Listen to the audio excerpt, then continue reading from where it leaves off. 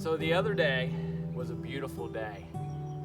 I took the day off, spent some time biking and working in the garden. On Monday, this garden was a mess. There was a lot of weeds, there were a lot of pine needles, and a lot of rocks. So we spent the day preparing the ground. We raked up the pine needles, we removed the rocks, we pulled up the weeds. I also got the tiller out and began to till the soil so that we could plant seeds in a few days. And as I was tilling the ground, picking up the rocks, and getting the soil ready to be planted, the seeds to be planted in the soil, I began to think about a few things. First, I began to think about all the seeds that we were going to plant in the days to come. I thought about the spring onions. I thought about the asparagus. I thought about the lettuce, the cucumbers, the bell peppers, the zucchini. But then I also thought about the future. Not only about planting the seed, but about harvesting it. I thought about the spring onions with the salt. I thought about the lettuce that we would pull up and mix with the spring onions and a homemade dressing for a salad. I thought about the baked asparagus. I thought about zucchini bread, chocolate zucchini cake, and I thought about cucumber and onion salad. Boy, man, right now even my mouth is watering to think about all those things and the harvesting. But I also thought about Jesus and a parable he tells in Matthew about the soil. And the story goes that Jesus tells the story of a farmer who goes out and sows the seed, and the seed falls on 4 different kinds of soil. First, it falls upon a trail or a path.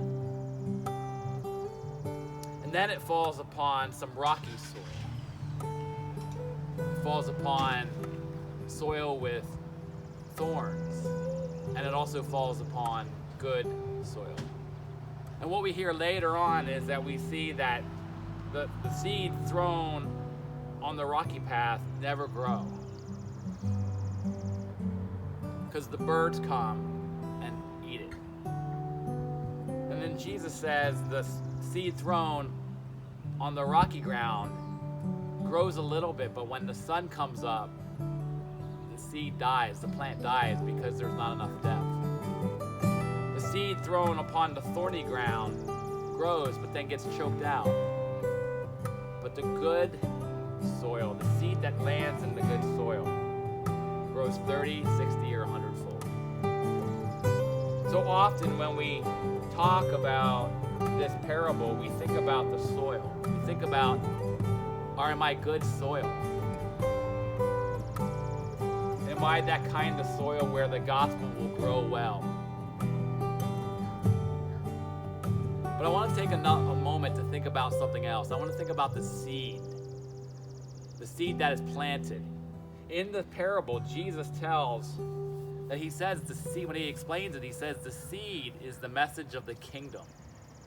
And so I want to ask, what is the message of the kingdom that we are planting right now? What seeds are you sowing in your life?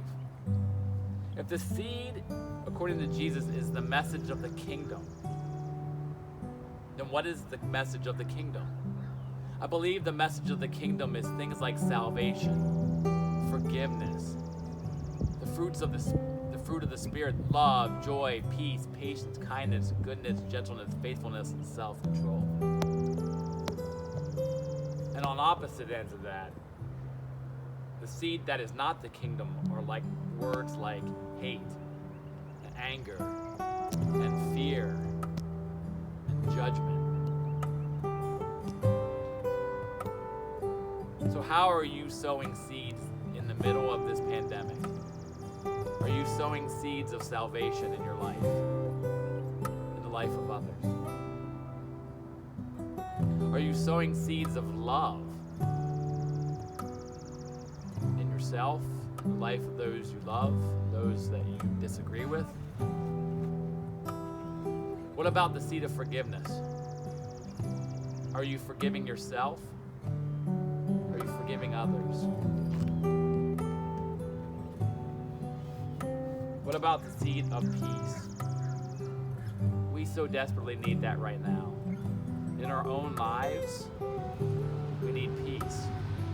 In the lives of those in our world who need peace. How are you sowing seeds of peace this time? Or are you sowing seeds of fear? Watching too much social media and too much news, breeding fear in your life and the life of others? What about division? Are you sowing seeds of division based upon political persuasions? Or this or that video that you believe is telling the truth?